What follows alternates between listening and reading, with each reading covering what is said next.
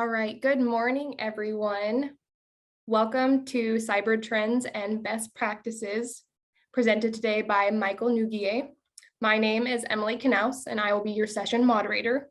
If you have any questions for our presenter, please ask those using the Q&A box, which you can find on the session platform on the right-hand side.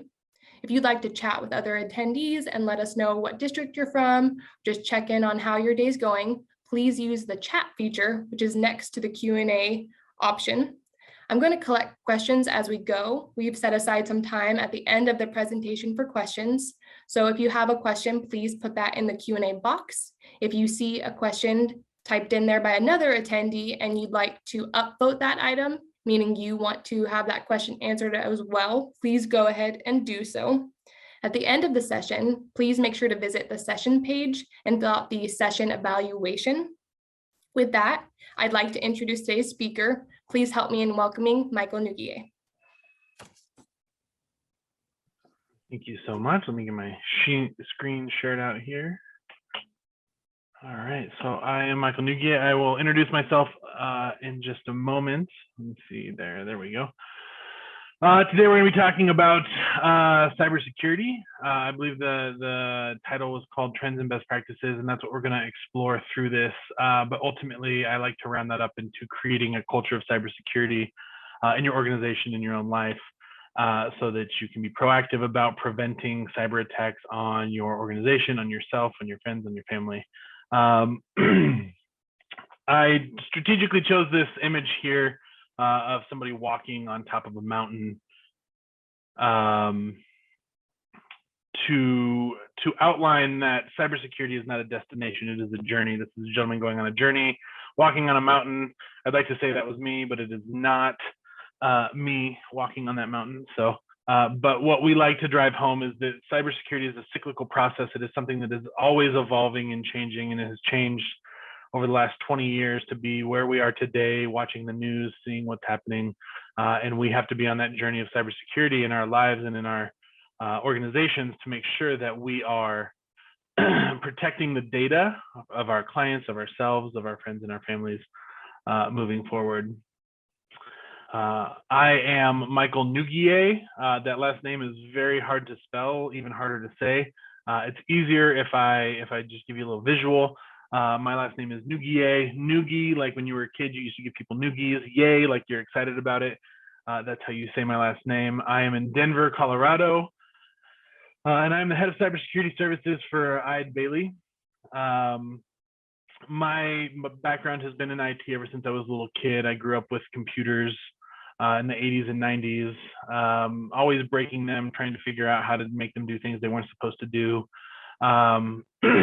Really focused on just what I could get out of a computer. And as technology kept doubling year after year after year, starting to see the power that there was in there and the ability to break it, I became a young little hacker. Decided to go the route of ethical hacking, got into IT in college and before college and after college, helping people fix their computers and remain safe. And then started working in cybersecurity in the early 2000s, where I built certain security programs for the state of Colorado and ran them for endpoint security, network security, penetration testing, things along those lines to help keep the citizens of Colorado safe and their data safe from within the state government. After a stint in the government for 5-6 years, I decided to jump to consulting and working for consulting organizations to see how I could help others build a better security posture within their organization. And I've been doing that ever since, for the past decade or so. My personal methodology when it comes to cybersecurity is that everybody needs help in this arena, and I'm here to help people. I understand it. I've been a part of it for a long time. No issue is too small when it comes to cybersecurity. And from a past mentor and owner of a company that I worked for, I'm here to help secure everything under the sun. And so that's the mentality that I work by. Our agenda today, we're going to talk about the cybersecurity landscape, what trends and myths exist within that. And we'll touch on those. That'll take some time as the trends have really shot up over the last year. The effects of a cyber attack, what a cyber attack looks like. I'm going to walk through an actual cyber attack methodology called the MITRE ATT&CK framework, and then I'm going to boil it down so that it makes a little more sense for everybody, because it is very intense when I show it. And then what the impacts of a cyber attack are. And then we'll spend the majority of the time talking about what those best practices are for creating a culture of cybersecurity and building a stronger security posture. I am going to stop sharing my camera from this point forward so that you guys can pay attention to the slides and not my beautiful face. All right. And then at the end, we'll ask, we'll open it up for questions, and I'll do my best to answer them. And oftentimes in IT and cybersecurity, the answer is it depends. So again, I'll do my best to provide the most thoughtful answer possible. On to cybersecurity landscape. Before we get started too much in this, I do want to define what cybersecurity is. From a high level, there's just the protection of your IT systems, networks, and data from malicious actors, right? We wouldn't need cybersecurity if everybody acted in an ethical manner and nobody tried to attack organizations, right? We've seen that a lot in the news, and we'll talk about that next. What is a cyber attack? It is a malicious attempt to gain unauthorized access to information, systems, to corrupt or steal data, to cause downtime, to impact negatively another organization from a technical perspective. We'll jump on from there to, this is just a handful of news articles that I pulled from the last year or so. Last year was a banner year.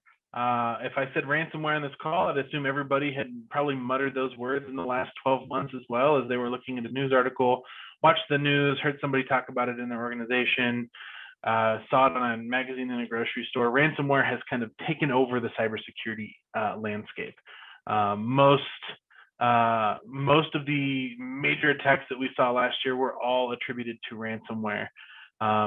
Fortunately, on the other side of the United States from where Oregon is, right, it didn't impact the West Coast as much. There was the Colonial Pipeline, which really kicked off 2021 from the ransomware perspective, from the large mega attack, as we'll call it, where the Colonial Pipeline was ransomware. Their computers were ransomware, and it caused a massive shortage in fuel. Not because they couldn't deliver fuel and there wasn't fuel available, but they couldn't charge for it, and they couldn't track where it needed to go because those systems were encrypted and they were unable to access them. Colonial Pipeline paid roughly $5 million to the ransomware gang or the hacking gang that took control of their systems.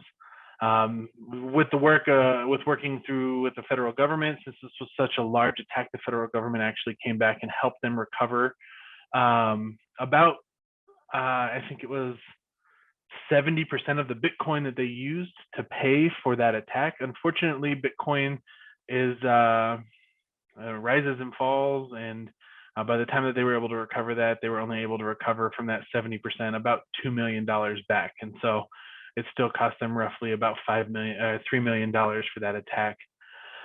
Moving on from there, we've seen some banner attacks on healthcare with the start of the pandemic in 2020 on forward. Healthcare has been heavily targeted industry from major hospitals down to critical access hospitals and even smaller individual practices from a healthcare perspective, because there is a vulnerability there that exists with the existence of COVID and overworked staff and people focusing on how to provide a level of care, but not able to focus on securing their systems. And so healthcare has been highly targeted. We'll talk about that on the next slide as well.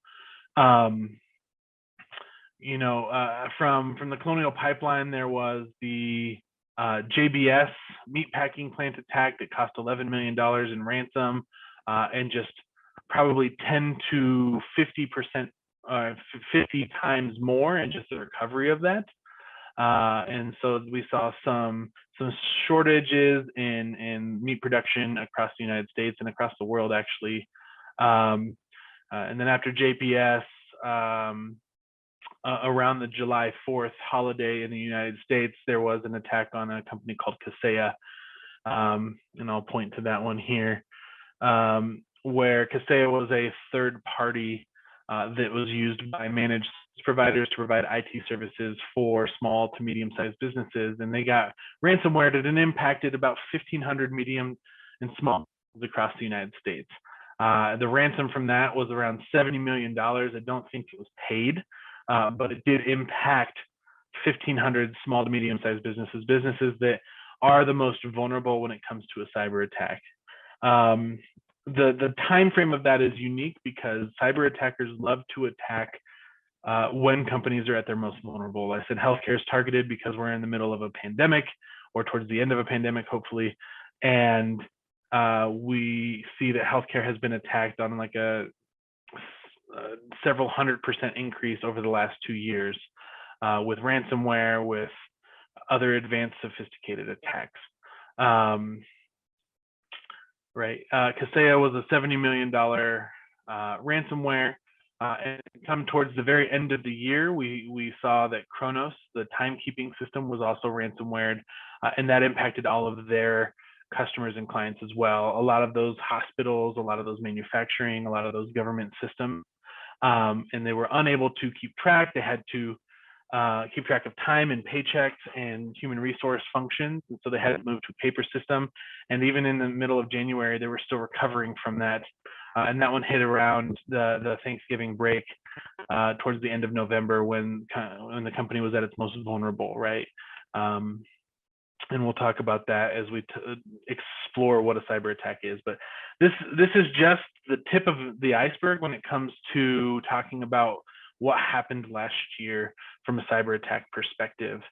What we'll see on this slide is that cyber attacks increased 61% in 2021 over 2022 or 2020. And that's a recent study done by IBM and the Ponemon Institute when they were unpacking just the sheer volume of cyber attacks that occurred and the data that they were able to pull. And so that's a huge increase. It is considered the fastest growing crime in the United States. And I believe probably one of the largest risks to the global economy as well are cyber attacks. What played into that is this transition to remote work, as we saw it, right? Over the last 2 years, a lot of organizations pivoted quickly to make sure that their business could still run effectively from a remote perspective, if at all possible. And we see that remote work increased the cost of a breach by about $1 million. And so we'll talk about the average cost down there in the bottom left-hand corner rose over 10%, or just about 10%, to $4.2 million per breach. And so if remote work was involved in that, it would have been about $5.3 million for the average cost of a breach. The average time to identify and contain a breach is 286 days, which is 3/4 of a year. And so that's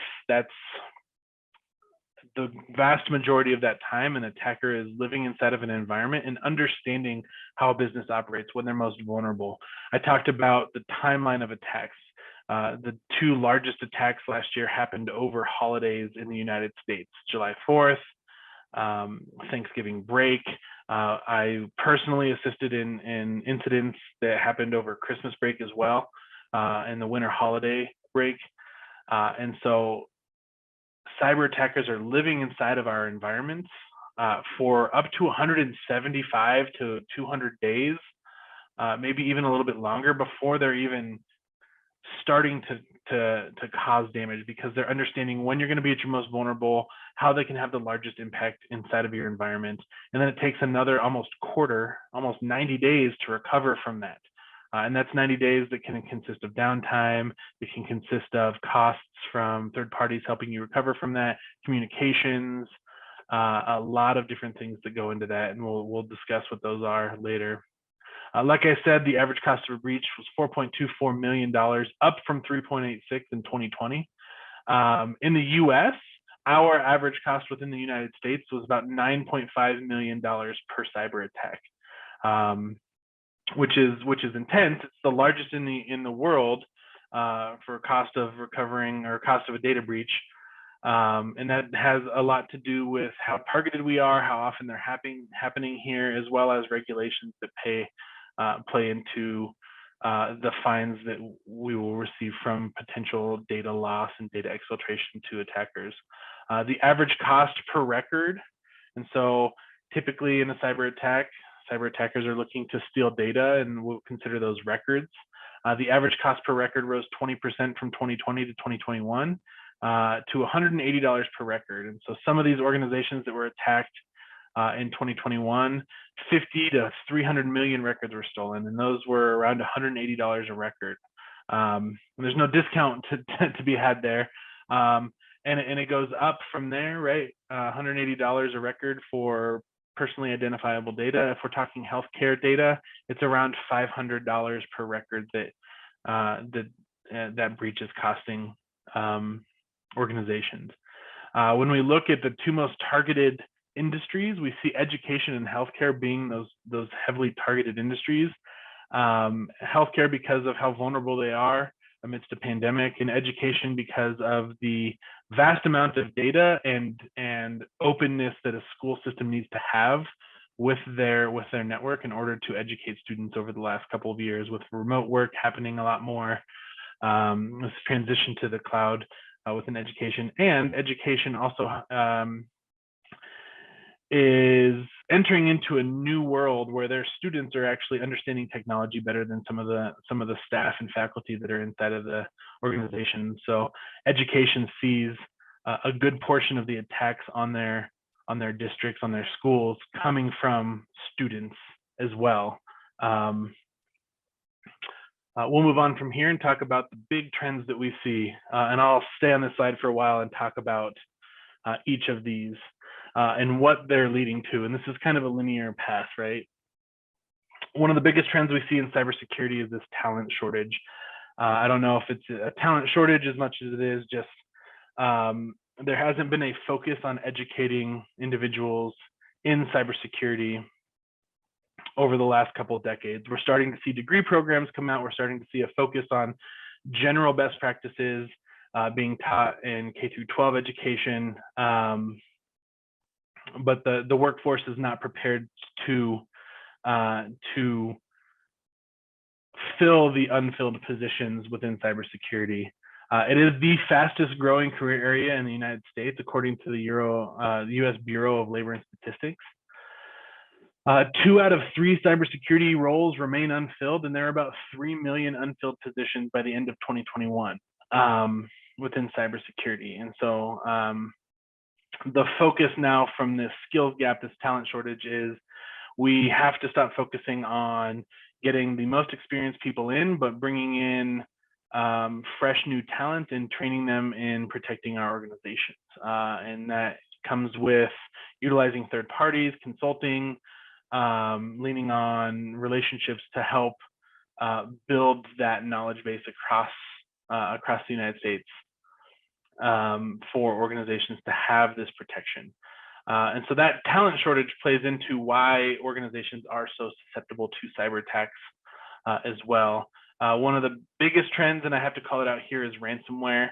And I said that on the prior slides as well. We saw more ransomware attacks, 700% increase in ransomware attacks year over year. And it's only going to get worse because it is effective. It is the best way for a cyber attacker or gang or hacker to make money, and potentially a lot of money, right? Small organizations don't get millions of dollars in ransom, but it is still $40,000 to $150,000 that they're requesting in ransomware.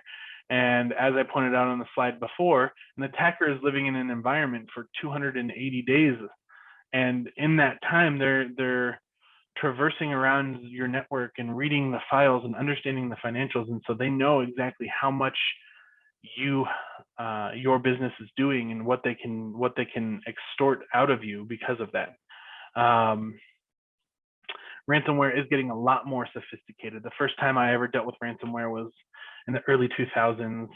Somebody had gotten a link in an email or a file in an email. They clicked it and it ransomwared their computer, and it was holding all of the files ransom for $500. And we really had to understand if it was worth paying $500 or if we just wanted to just throw the machine away and go buy another one, right? It wasn't a hard consideration, right? The cost wasn't there to really drive away from having to fix that.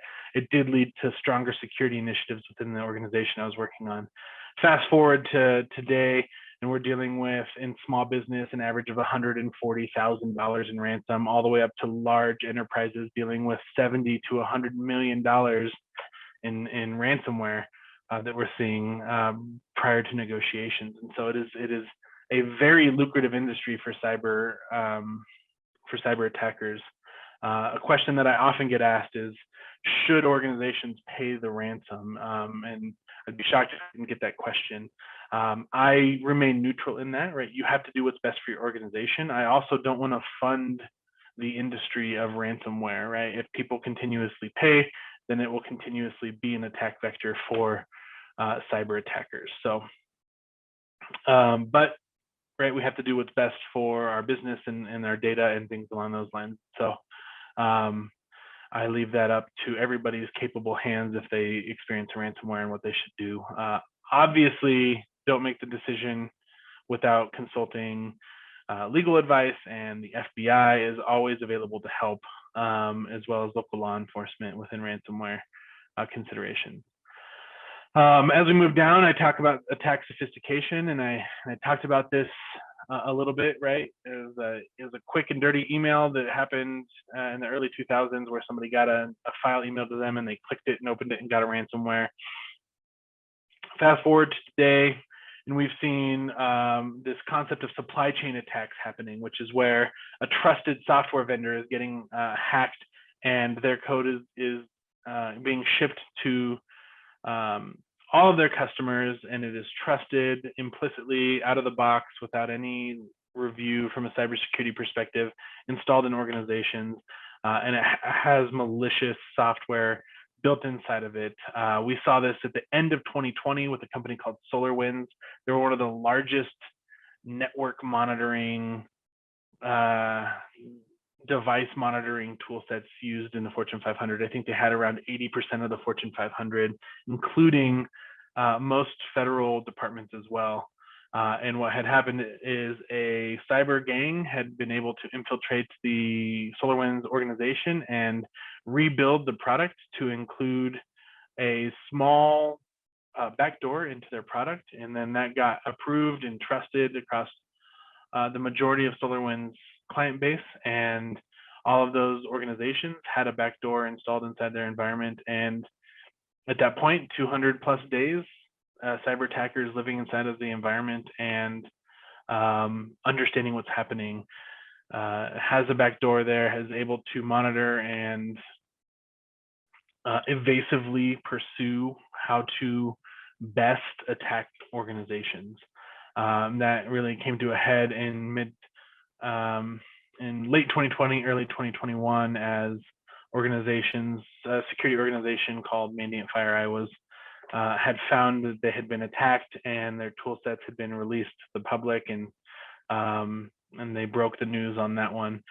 Fast forward to Kaseya and Kronos in this calendar year, where those trusted softwares got attacked, and it impacted a lot of businesses across the country. This attack sophistication is there. Supply chain attacks are now starting to create regulations within government organizations where they need to make sure that their third parties are attesting to supply chain best practices. We're seeing a lot of targeted ransomware, a lot of targeted phishing. If you're not familiar with phishing, that's where somebody will send you an email to try and gain access to your computer by lying to you, essentially. And we see that phishing has transformed into phone calls. We call that phishing or voice phishing, as well as text messages, which is called smishing or SMS phishing. I know just in the last week or so, I've gotten 3 or 4 different text messages on my phone saying, hey, you paid your AT&T bill on time, click here for your $500 reward. I don't know a business out there that's giving away $500 for people to pay their $150 AT&T bill. And so I never click it, but a lot of people really want to win, and they play into that gullibility.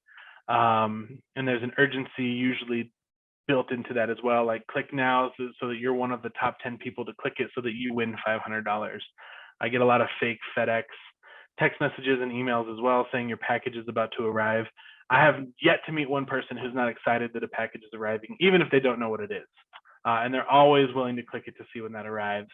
And those are usually used to steal credentials, right? You click on that link and then it wants you to sign in, and then you sign in and then it doesn't show you anything, but now the attacker has your password, or it'll get you to download a file and hopefully run malware on your system for that attacker. And so that's the type of sophistication we're seeing there. Oh, I don't want to move forward. The growing attack surface. I have to talk about this because it is just exponentially increasing across every organization, every household, the world. A decade or two ago, I barely had a flip phone.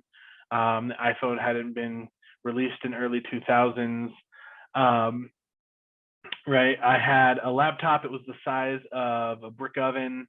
I barely wanted to carry it places, and that was all my footprint was that wireless was just starting to become a thing. You take your laptop to a Starbucks to get wireless. Usually in college, that's what we did a lot of times to work remotely on papers and things like that. And so that was our footprint. It was just that laptop, and it was only when it was on. Fast forward to this last year, there are some of us that have 2 cell phones. We have smart watches. I can change the temperature of my house from my cell phone or my watch when I'm in China. I can look at who's ringing my doorbell. I can see my children playing in the backyard from the cameras that I have installed in my house. I can even see inside of my refrigerator when I'm at the grocery store to see what's missing. All of that is connected to the internet, and all of that is a part of this attack surface. It is all vulnerable to some extent, and another point for a cyber attacker to jump off of. And some of you might be saying, yeah, but that's all at my personal house. But over the last 2 years, we've all pivoted to work from home. And I say we all, a lot of us have pivoted to work from home. We haven't traveled as much. The offices have shut down either all full-time or at least part-time, and you're only going in a couple days of the week. And so we're taking our work computer home with us, connecting it to the same wireless network that our children are playing video games on and surfing the web on and watching YouTube videos and downloading whatever they want. Right, we're on the same network as our spouse or our partner, and we're on the same network as our least favorite aunt thrice removed, who's came to visit us during the pandemic and watch our kids while we played. Right, any of those scenarios play out, and those devices connect to the same network that your work computer is connected to. And whatever is on those systems, whether it be insecure or not, if they have been attacked to some extent, can then lead to pivoting to your work system. And if your work system doesn't have the proper security on it, it is unable to block that. That's why we talk a lot about multi-factor authentication, virtual private networks or VPN, right? Antivirus and endpoint detection and response software, all to provide technical controls and awareness around what's happening on our systems, so that if your great aunt Mildred that's thrice removed is visiting your house, the viruses on her computer are going to be unable to penetrate your work computer because we have proper tools in place, as well as policies and procedures. So that attack surface is growing immensely, and we're no longer victim to targeting on our laptops or our computers, but we are getting targeted on our cell phones and our watches. And I read an article the other day about a ransomware that attacked a smart thermostat and turned the temperature up to 100 degrees. And then it presented a message with a phone number on that. And when you called the phone number, it said, "We're not going to turn the temperature down until you pay us $500. Obviously, some people would just unplug the thermostat and turn off the furnace at the time, but that is still another risk within our houses, right? Another attack vector. And so that attack surface is growing, and we're making it easier for cyber attackers to come at us. And then the last point I have to talk to from a trend perspective is this concept of insider threats. If you've paid attention to the cybersecurity world over the last year or two, this concept of zero trust is really taking hold in cybersecurity. And that's because we've seen attacks on organizations where there is a disgruntled employee or an employee that is just oblivious or negligent in some way, doesn't understand what is happening, and they are they are stealing data from the organization, or they're being targeted and say, we're seeing a lot of targeting campaigns where employees are being targeted from cyber attackers saying, hey, if you click this link inside of your organization and then walk away, we'll give you $30,000, right? And so this concept of insider threats is really starting to be a huge focal point for organizations when it comes to cybersecurity and what we can do about that, right? You can't just policy yourself out of that. There has to be technical controls, and we'll talk about what that looks like moving forward. As we move forward here, we'll talk about best practices around that, but I do want to touch on cybersecurity myths. And I'll talk really just at a high level about these. The things that I've heard as I've talked with and consulted with organizations moving forward is, I'm not a target, I'm too small, it's unlikely that we're going to experience a breach. We've never had a cyber attack before, because we're secure, or we're just not a target, or I really don't have anything worth protecting, right? What we do isn't that great, and why would anybody want to attack us? There's the I have the best security software in the world. I have a silver bullet. I'm fine. I'm not going to be attacked. To that, right? Phishing scams are easy. It doesn't matter if you have the best software in the world or you think you have a silver bullet. No such thing exists in cybersecurity, right? Or I've trained all my employees last year on this automated training tool set. We're all fine. We all understand what to do. We don't need any help. We don't need to do anything more. I use a strong password, right? Instead of password 123, I use password 123 exclamation point. So there's complexity in that. Great, I hear that all the time as well. Cybersecurity is not my job is one of my favorite, right? It's not my responsibility. The company's IT department takes care of cybersecurity for me, so I don't have to be prepared. And so that is realistically what drives the concept of responsibility and building a culture of cybersecurity, as we'll discuss moving forward. I have nothing left to protect. What's the point? I'm going to have a cyber attack anyway. I'm just going to, pick up my bootstraps and move on from there. IT is responsible for security, as we talked about. Work compliant is a concept that we struggle with in the cybersecurity industry, because compliance is usually understanding that you align with the standards required for whatever framework or regulation you have to be compliant with, but it does not mean that you are secure. You are checking a box for compliance, and it does not usually go much deeper than that. And so compliance is a good start and good to align with, but making sure that you're driving security past and above compliance is what we like to look for.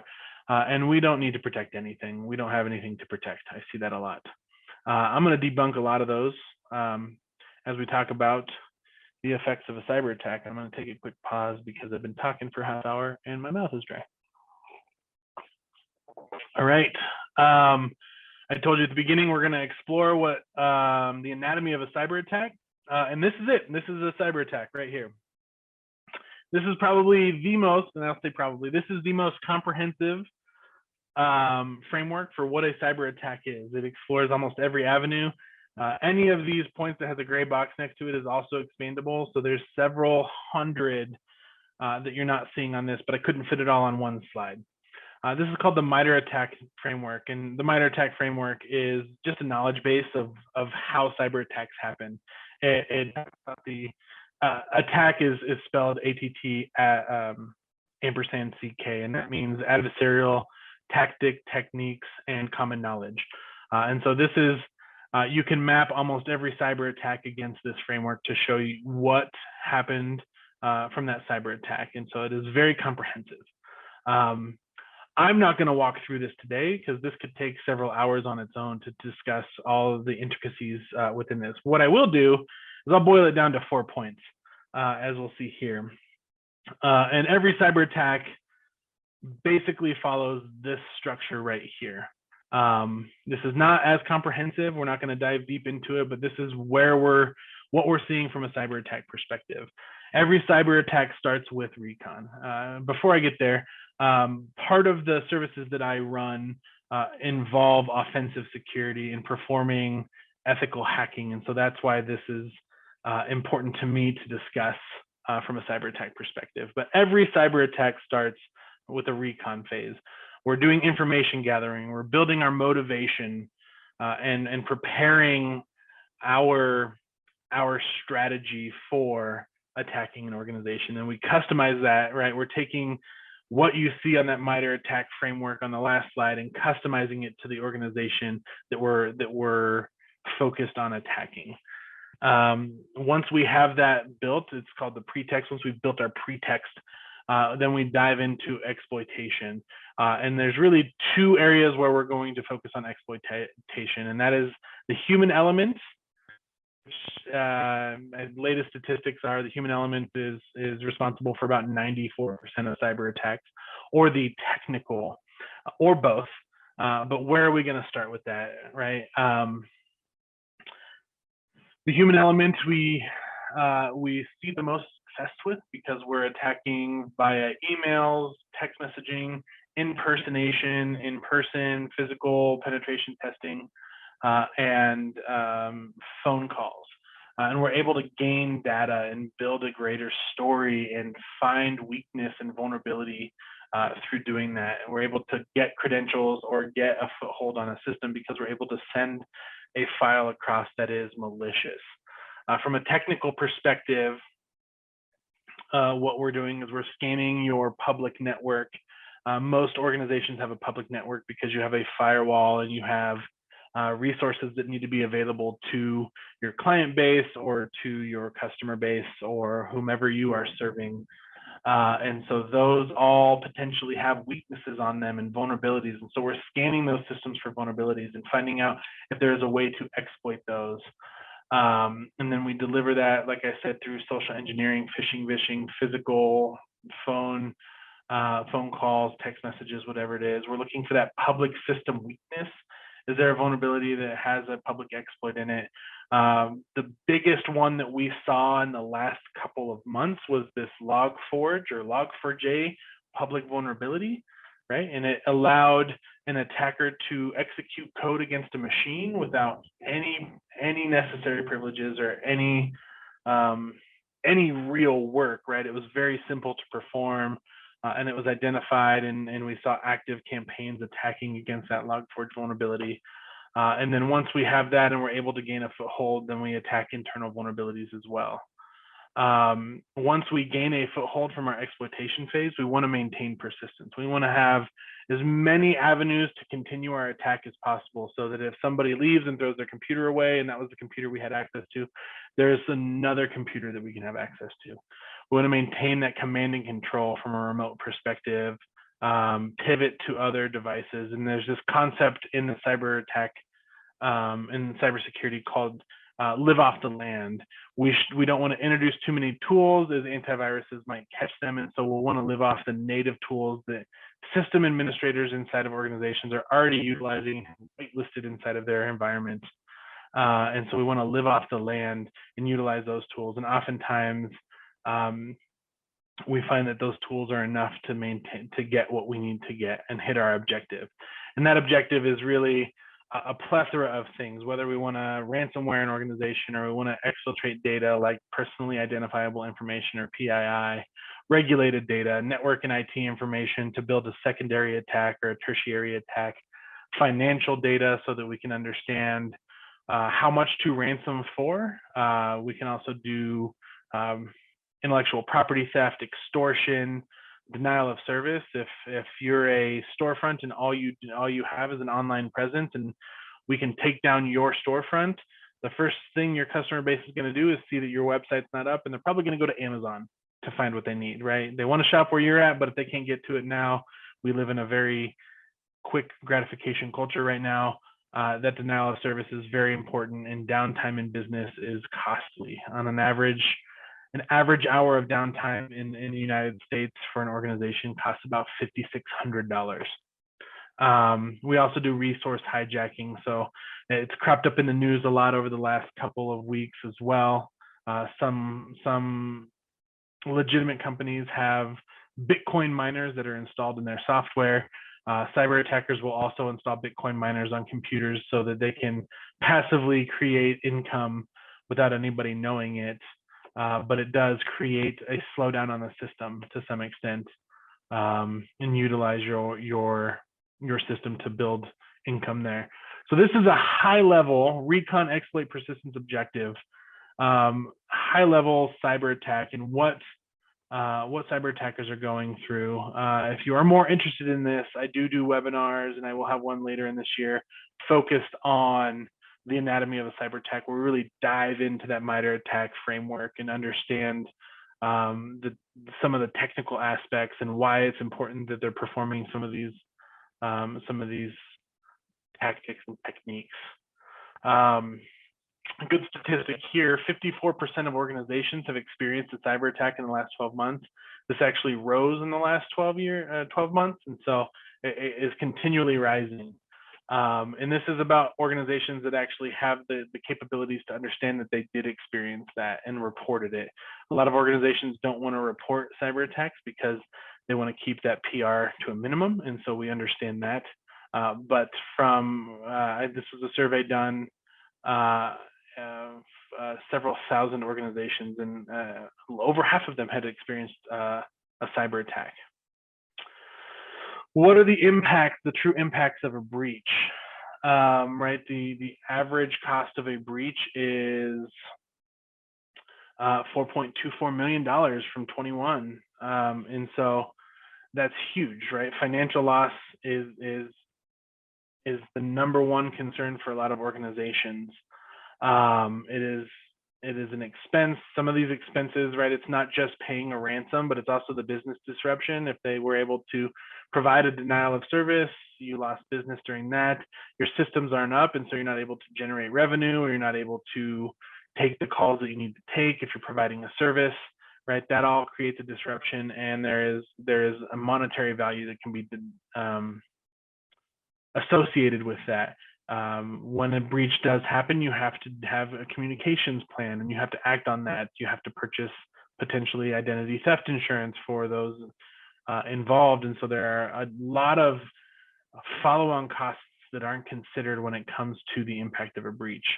Number two here, loss of sensitive and confidential data. Data is the most valuable resource in the world. Passing oil a couple of years ago is the most valuable resource. Data is worth money, and that is what cyber attackers are looking for, is data. The more sensitive the data, the more it's worth, right? To date, I think a driver's license on the dark web can go for about $50, give or take. But as you start getting into health records and even more sensitivity, you start to see that cost go up, right? A credit card number is really not that expensive, all things considered, because most credit cards and debit cards come with a fraud protection on the back end. And so if something happens and somebody spends $500 on your credit card, you can call your credit card company and say, I didn't make this charge, and they'll give you that money back, right? And so there's not a lot of damage that can be caused by a stolen credit card, but a social security number, taking out lines of credit, understanding health related information about a person can be very, very costly and used for extortion and other methods. And so that loss of data and that extortion from that data is very, very, very impacting from a breach. The operational impact, like I said, on average, it's 56. Sorry, I misspoke earlier. It's $5,600 per minute when a network is down. That is according to Gartner. So the average cost of network downtime per minute is $5,600 in organizations. That impact extends far beyond just the financial aspect, right? It involves, like I said, most cyber attacks happen over holidays, and so calling your staff into work on Christmas Day or New Year's Eve can be devastating to your organization, and you can lose staff and have a downturn in staff from that as well. Legal consequences, right? You are not immune to an individual or a class action lawsuit from a cyber attack, and so those have to be expected as well. If somebody's data and sensitive data is stolen, they have a recourse through legal consequence as well. That also takes into consideration privacy acts, right? California just came out with their CCPA. They didn't just come out with it, but it is now, I'd say, more in its infancy than not, the California Privacy Act. There are about 20 other states that are currently involved in producing privacy acts as we see it. And this all stemmed realistically from the European Union releasing GDPR. And that Privacy Act is very restrictive. And so the consequences from leaking sensitive customer data can result in millions upon millions of dollars in fines and other legal recourse for the individuals as well. And then last from an impact perspective is that brand damage. I think one of the studies I like to talk about is from a car dealership. A survey was taken of customers from car dealerships, and they were asked if they would reuse a car dealership that had a cyber attack that data was stolen from, and 80% of the respondents said absolutely not. I would never go to a dealership that had a cyber attack. That damage that can come from them, from a cyber attack, that brand damage, that loss of trust from your customer base, is more impacting than all the other four, right? If you can't perform business and you can't recover from the negative PR, that is potentially the most impactful issue that we see stemming from a breach. What I will offer here before we get into best practices, and we'll talk about this in best practices, is this is a direct quote from the IBM and Ponemon Institute in their latest cost of a breach report. Organizations who have formed an incident response team, and this is a team to respond to a cyber attack, to stop the bleeding and recover from a cyber attack.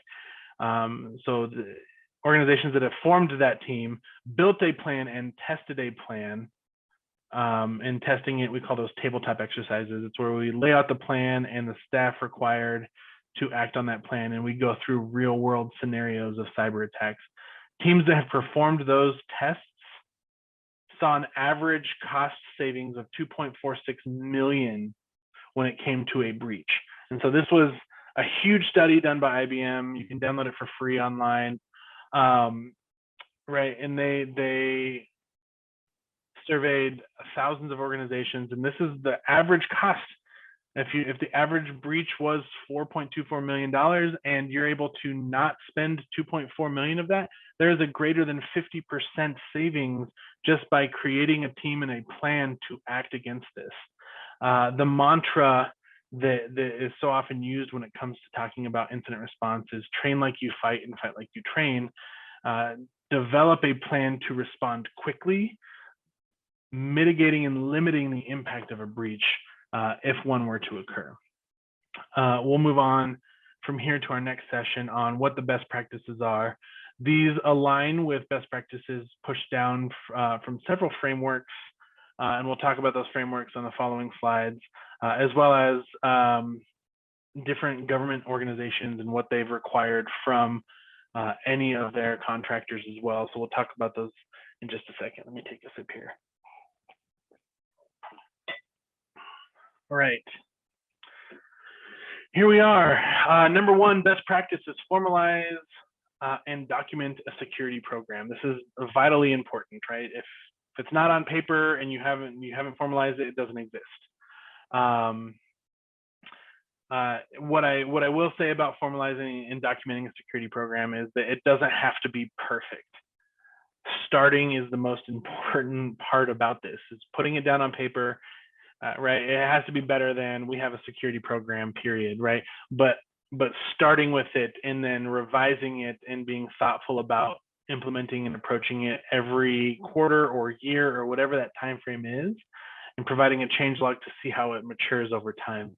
I do recommend that you align with a framework. I've listed 3 frameworks here. They're the most common that I see from a consulting perspective.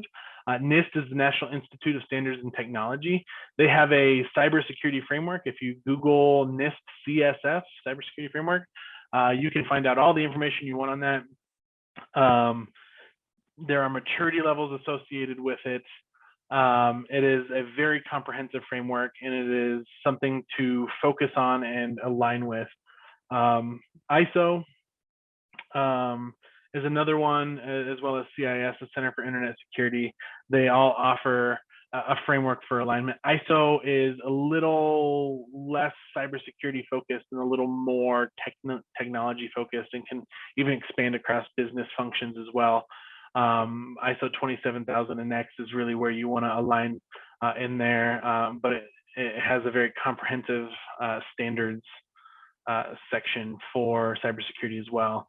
The Center for Internet Security, CIS, from a basic perspective, is the best place, in my opinion, to start if you've never considered it, unless you have a government alignment need for NIST. CIS is a great place to start. And over the last year, they went from 20 controls to 18. So they're actually going down there to help organizations mature. They have 3 maturity levels. The Center for Internet Security, Googling that will bring you to that. What I will say is that the number one thing that all of these really talk about off the bat is really formalizing and documenting the program, gaining visibility of what needs to be protected, and moving forward from there. Establish policies, procedures, guidelines, and standards. I list this here because that's vitally important, right? If you don't have an acceptable use policy within your organization of what your stakeholders and staff are allowed to use technology for, then it's ultimately the Wild West. So building those policies, understanding what is needed from a cybersecurity perspective to achieve those policies, what procedures and guidelines and standards you want to have. Are employees allowed to utilize their personal equipment on your network? Do you want them utilizing their own cell phones? Do they have a route to report a cybersecurity incident? All of these policies and procedures really need to be documented, and there are a plethora of them, but don't worry, I think I've made it easy for you. What I will say is when you start to build these in their infancy, make sure that there is leadership approval and buy-in for them, because if you're building policies and there's no buy-in to implement them, then you've wasted your time building a policy that won't be enforced.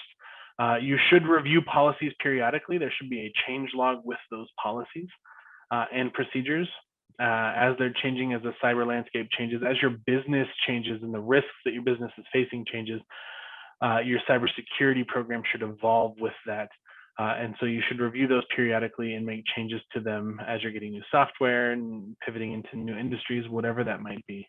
Policies need to be easily digestible. If they're too technical to understand and you can't make sense of it, nobody's going to read it and nobody's going to follow it. And so making it easily digestible, right? A policy does not need to be a 400-page document. It needs to outline the basics of what need to be followed. And then, like I said earlier, align those with the framework. I did include a link here, and I can chat it across as well. SANS is a security education organization, probably the most well-known for certifying cybersecurity talent. They've created a whole website with sample policies on them that any organization can follow and read through.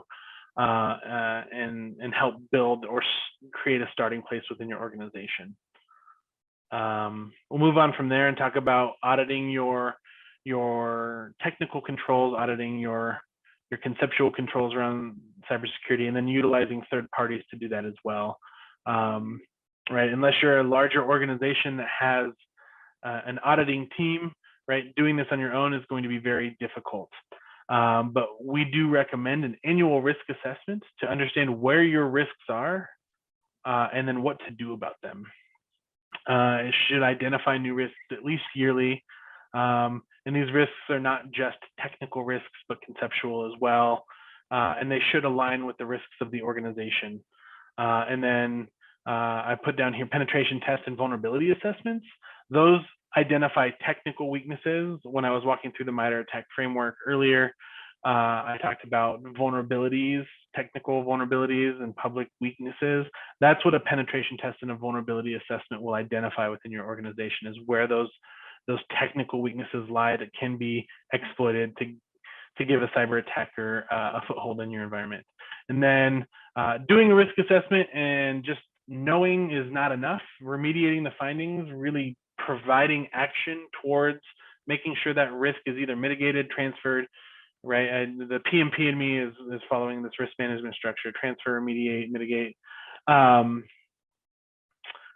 Right, making sure that you're not just doing a risk assessment to put on paper what your risks are, but actually following through, covering those gaps within your organization. Having an independent audit or an independent review, having a third party come and do that creates a greater visibility, right? You can perform your own penetration test, but you have knowledge of your environment. Your IT team can do this. You can perform your own risk assessment, but the knowledge you have in your environment is going to skew that data. And so having a disinterested third party perform that, it creates an unbiased report of your current posture and aligns it with industry standards and best practices as well. Moving on from here, building roles within your organization that are responsible for different aspects of cybersecurity. I will always say that every person within the organization is responsible for cybersecurity. And so I want to make sure that that's clear, but having specific roles that have accountability and responsibility within that, those need to be defined by senior leadership. Typically, there is a security leader role. We tend to see the chief information security officer or the CISO or the CISO within an organization, or a director of information security, VP, something like that, defining what the vision is for the security and IT department, what the strategy and operation should be for that, and then setting the standards for those roles. Do you want experience, high experience, high certification? Do you want to create a model of mentoring within your organization to build those experiences across the organization, which is my personal preference? Making sure that you're doing background checks of your employees, and then constant training, right? Yearly at minimum, but quarterly, monthly training and continuing education. And I do often separate training and education because training in the corporate environment is typically point and click training, where you can click next as much as you want and you don't actually have to listen. And then you might guess all the questions on the exam at the end, right? And then move on with your day. And if not, then you get to take that exam as many times as you want. Education is what we're doing right now. There will be a dialogue, question and answer, an understanding that can be proctored across the audience. And so that's what I prefer from a yearly perspective, or even a quarterly perspective, is this continuing education, bringing in experts to educate on what's happening inside of the industry.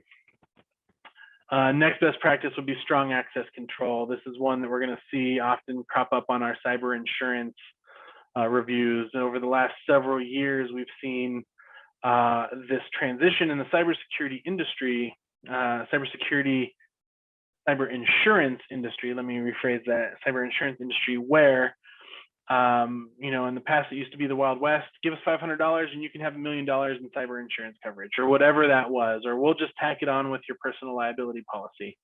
Fast forward to 2021, and even in 2022 now, we're seeing detailed questionnaires come out, similar to life insurance, right? You can't just go out and apply for life insurance and get $4 million in life insurance.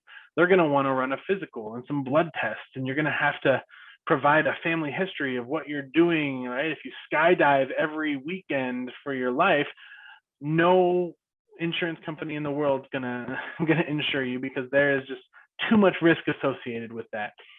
And so we're starting to see cyber insurance organizations perform these same types of invasive questionnaires, where they want to understand, are you delivering on, or are you implementing multi-factor authentication? Do you do third-party penetration tests? Are you training your individuals? And so strong access control is realistically one of the most important things you can do in order to gain that cyber insurance and protect your environment. I recommend formalizing an identity and access management program within your environment that is a policy, procedures, and controls. When an account is built, how is it built? Are we creating strong passwords? Are we sending those passwords via text message, or are we just writing them down on a note paper and handing it to the employee for them to put under their keyboard? What is acceptable and what is not acceptable from an identity and access control perspective? Reviewing that quarterly, making sure that it aligns with the standards that are there, and the changing cybersecurity landscape, and then auditing that as well. One of the most common audits that we see around access control is an Active Directory or a directory audit, where we're understanding what has happened or taken place inside of an organization to see if there are guest accounts or accounts that were created 20 years ago that nobody's ever used but are still available to be utilized, right? Those types of things really need to be built into these policies and procedures so that there is a clean access management program. Following the principle of least privileged and zero trust, right? This is, I mentioned this earlier, least privileged access would dictate, or the principle of least privilege would dictate that you only need access to the information you should have access to. Oftentimes, and I've been a part of this in my own life, when we're building out, a new employee comes onto an organization, a lot of people say, well, just give him the same access I have, because then he'll be able to access everything I know he needs to. But I also have a lot more privileged access. I can log into the payroll system to see salaries, and I don't think that this person really needs that. And so making sure that we're following through with this principle of least privilege and zero trust, and not giving excess trust to individuals where they don't need it.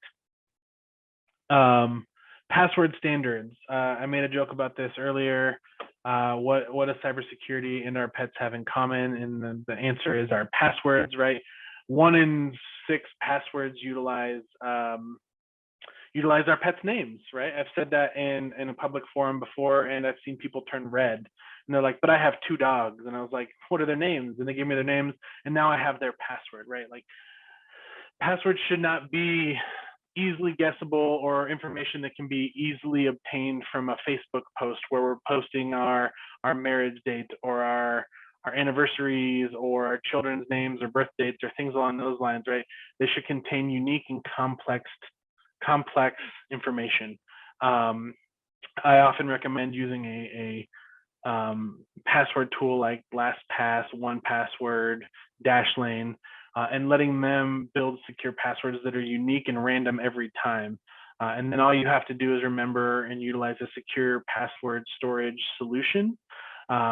And that will help you log into the systems that you need to log into. And then lastly is this multi-factor authentication, making sure that there's not a single point of failure. If I happen to lose my password, or I wrote it down on a sticky note and somebody did gain access to it, or I did fall victim to a phishing attack, that there is another security control there to block an attacker from gaining access.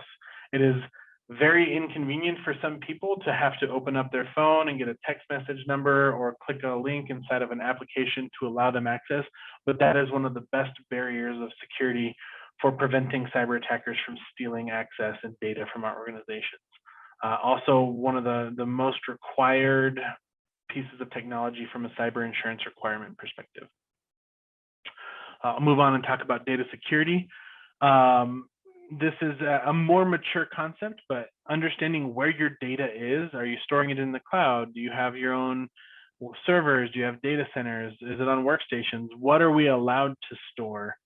Right? Should we be storing social security numbers and credit card numbers and home addresses and passwords inside of files on our desktop, or should they be stored in secure means on secure file shares? And so understanding where your data is, and then the configuration of that data. How is it protected when we're using it, right? Can somebody walk behind me and see that I'm editing 100,000 social security numbers and credit cards? If I'm sending that data, is it encrypted as well?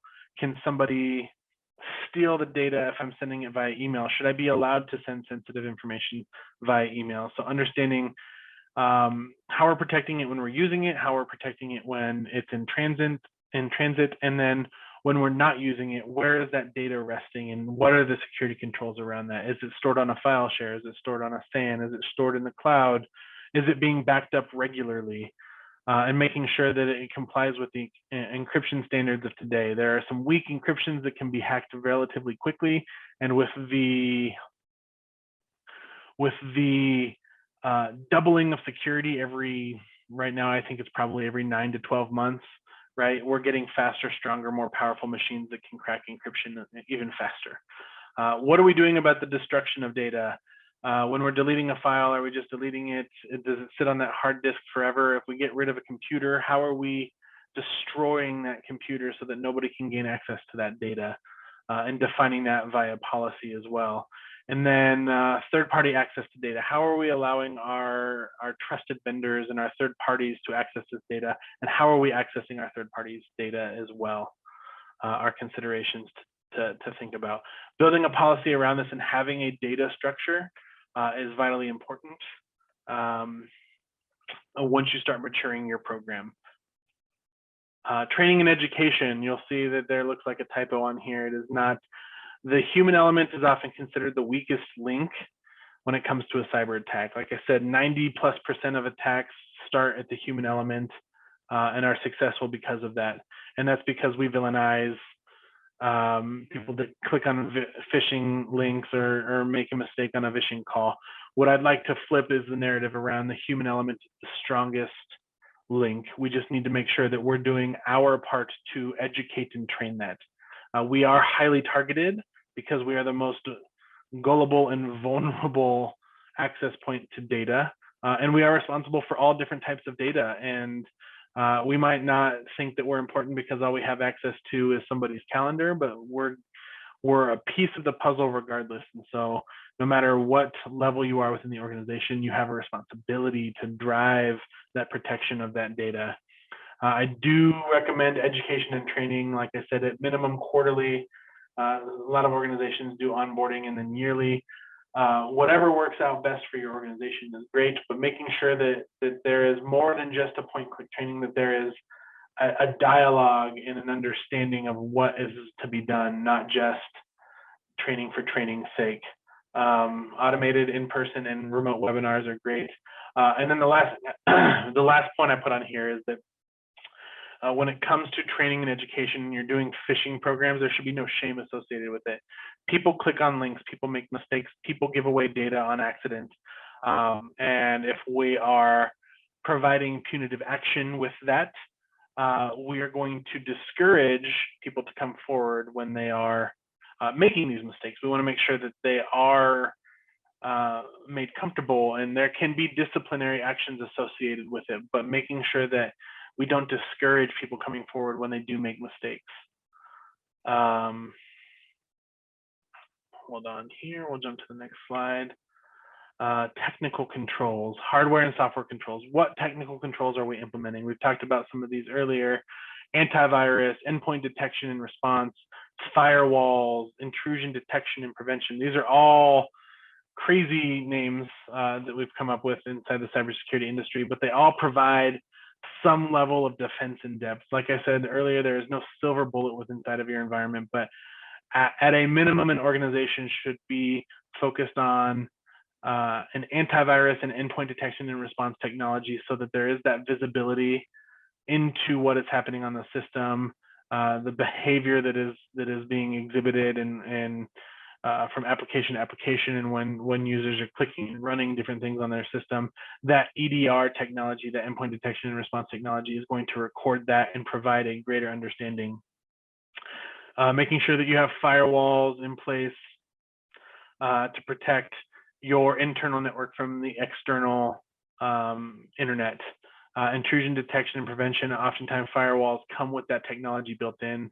And then making sure that we're patching our systems, right? The reason that Windows and your cell phones release security updates or updates so often is because they are such a dynamic piece of software that it's almost impossible to understand how to make everything secure from the get-go. And it is a constantly evolving landscape. And so you will see updates getting pushed at least every first or second Tuesday of the month within an organization. That's usually a best practice. But our phones and our watches and our personal computers get updates consistently as they're being released to make sure that we are patching security holes. Making sure that your network is not the Wild West. Segmenting it so that your servers are not accessible from your workstations, making sure that if you have a payment card segment of your network, that it is not accessible from every system in the organization. This helps limit what an attacker can do if they get a foothold inside of an organization. System hardening is a concept where we apply security controls that are native to the operating system. Apple has it, Windows has it. You can set standards for hardening your system so that they come secure from the get-go within your organization. And the Center for Internet Security actually has benchmarks and recommendations on how to secure your systems. And then performing routine backups, right? Our data is vitally important. Like I said, it's the most valuable resource in the world right now. Backups should be a major focus for organizations as ransomware is becoming the #1 attack for cyber attackers. We often recommend the principle of 3-2-1, which is 3 copies of your data,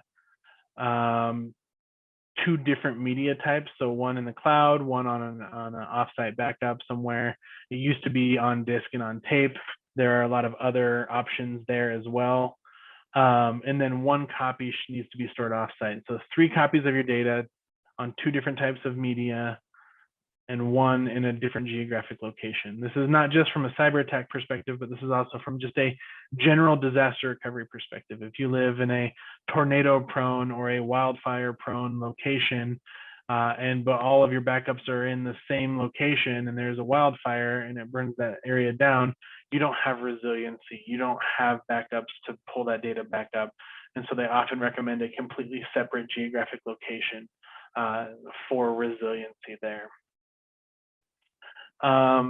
This is the last best practice that I'll talk about before jumping into what it takes to build a culture inside of an environment. And then we'll finish up here in about 9 or 10 minutes too. Incident response, I touched on this. For quite a while in the cybersecurity industry, the focus from cybersecurity software and consulting services was to build prevention. If you prevent a cyber attack, then you never have to worry about a cyber attack. And a lot of organizations marketed they had prevention technologies and that you would never experience a cyber attack. But realistically, people kept experiencing cyber attacks.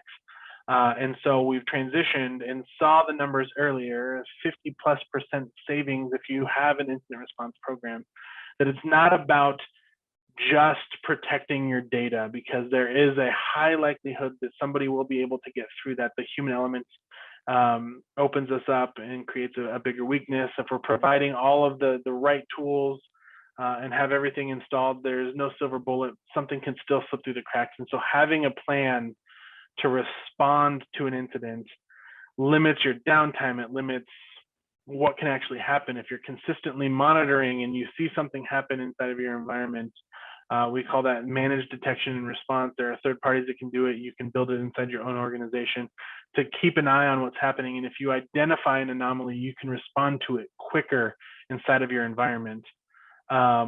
Limits even the possibility of an attack causing a negative impact, right? It might cost a little bit more to have the team respond to it, but if you can respond quickly and efficiently, you can limit the impact to basically nothing sometimes. And so building out a response team provides the greatest protection mechanism I think that you can get.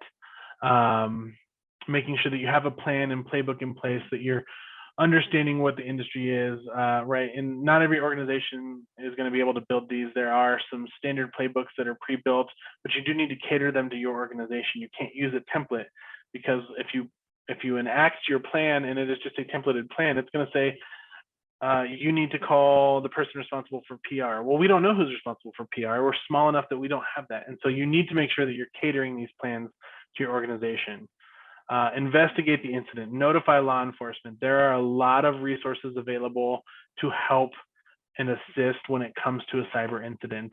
A lot of people don't know this, but if a transfer of money is fraudulently made due to a cyber attack, or really anything, if there's a fraudulent transfer of money over $50,000, you have 72 hours to reverse that, but you have to call the FBI. ic3.org is the place to start there, and they will start that reversal of funds. And so oftentimes we see business email compromise attacks inside of organizations where people will send out fraudulent invoices and then it'll get paid to a separate account. If it's over $50,000, you have a significant chance of recovering all of that money within 72 hours, but you have to have the visibility to understand that and know that it happened. There has to be communications, right? You have to understand the legal implications of what you're doing through an incident, the public relations, and understanding who's impacted and making sure that you have a holistic view of who's impacted, and then making sure that you're recovering and remediating the problems that were identified from the incident response. I'm going to jump to my next slide and talk about culture real quick and the aspects that make it up in my mind. And this is what I talk about. I'm going to take a quick sip here. How to create that cybersecurity culture. And there's really 6 steps, right? And the first step in order to be successful in any way, shape, or form with building a culture of cybersecurity, creating that understanding and that responsibility across your entire organization is alignment. If this isn't being driven from the top down, if it doesn't have board approval, there's a high likelihood that it's not going to succeed. And so making sure that we're aligning with and driving this from the top down. We also want to make sure that the cybersecurity culture aligns with the company culture. Culture is one of the biggest conversations from a human resource perspective, right? When you're trying to go out and hire and source new talent inside your organization, one of the first things you're talking about is culture, and making sure that cybersecurity is a part of that culture, right? We think inside of our organization that we have fun all the time, but we're doing so in a secure manner, right? Whatever that is, whatever that cultural alignment needs to be for your organization, make sure that we're aligning and driving that from the top down. Once you have that alignment and you're all in agreement on how to move forward building that cybersecurity culture, you need to follow through the best practices that we just walked through. Document the policies, document the plans, exercise those plans. If you're building an incident response plan, exercise them. The most fun I've ever had in consulting is doing tabletop exercises because you get to go through real world examples, you get to understand what's happening, and you really get this great view of how the organization is going to succeed or fail, and then build a stronger appetite moving forward. Assess and test your environment, whether you're doing that internally or you're using a third party, making sure that you are uncovering where your gaps and weaknesses are, and then train and educate. And I'll stick mostly to educate on this one. Educate your staff. And it doesn't have to be just on cybersecurity, just education in general helps build that culture. Talking through about what the policies and procedures are, why we're building a culture here, why it's important, what we need to do, who to talk to, how to talk to them, and then giving a dialogue back and forth of what to answer questions, because that's really helpful. And then last is maintaining that culture and responding to incidents and responding to changes within the cybersecurity industry. Right? I'd be remiss if I didn't say that you had to provide some sort of management and maintenance on this, consistently aligning with what's in the industry. If you're doing those assessments, then you're helping to maintain that culture across your organization. From here, I'll move on to one thing that we've put together at iBailey, and this is a public resource. Anybody can go out to our website and grab it. Is really the five stages of building cybersecurity within your organization. Right. Stage 1 is foundational security. Really some basic technical controls. Stage 2 is the policy and awareness. Stage 3 is key processes. Stage 4 is that incident response. And stage 5 is making sure that you have that monitoring available within inside of your environment.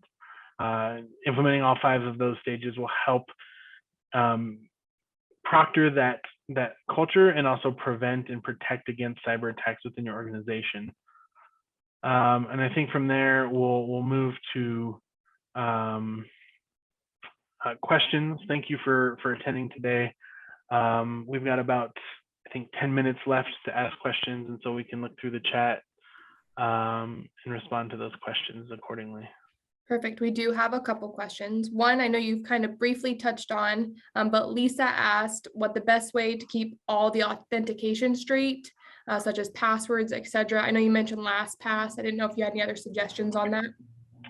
No, though there are some enterprise softwares out there. I don't want to sell one over the other, but there are some new concepts in identity and access management, IAM world for like passwordless authentication. And so utilizing those will also help, not just storage of passwords, but also just moving to the next step and the next technology of built within identity and access management. Right now it's called passwordless authentication, and they're starting to transition to that as well.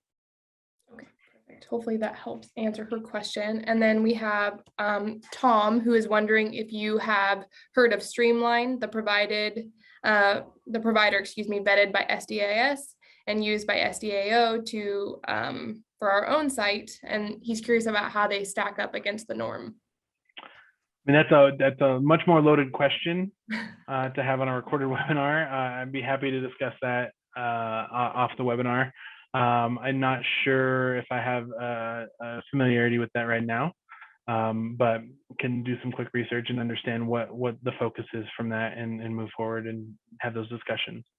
Okay, perfect. I'll make sure to put your email, just copy it in the Q&A and the chat on the session platform for anybody that has a question or pertaining to that one. Awesome. And I don't know, was the slide deck getting sent out as well? Is it like a PDF? Yes, the slide deck Okay. is a PDF that's included at the very bottom of the session page. So that also has your information there as well. Yep. And I got it on the screen right now. Feel free to email or phone call or whatever.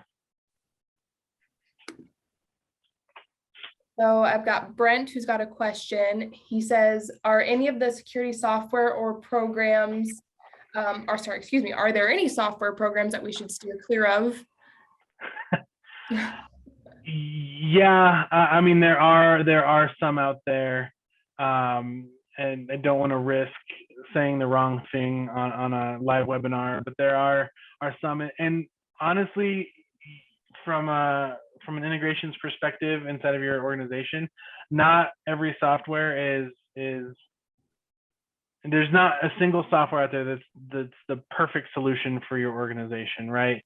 And if they say that we can work in any organization and do what we have to do, you really have to vet that and do your proof of concepts and really make sure that it does align with the workloads that you have, the software that you currently have, the industry that you're aligned with, right? Every software has its own niches and needs to align with that. And so I'd always push for a proof of concept software for software and hardware. Perfect. Okay. And then we've got Michael is curious as to if you have any recommendations of where to find someone to perform an audit. Yeah, I mean, I work for an organization that can perform those audits. I didn't come on here to be super salesy. You can reach out to me. There are a lot of other great firms out there. A Google search can help with that. But you can feel free to reach out to me as well, and we can help provide at least a proposal around those. Perfect. Don't see anything coming through. We'll give it a minute or so if anybody wants to type something in the chat for a question from Michael.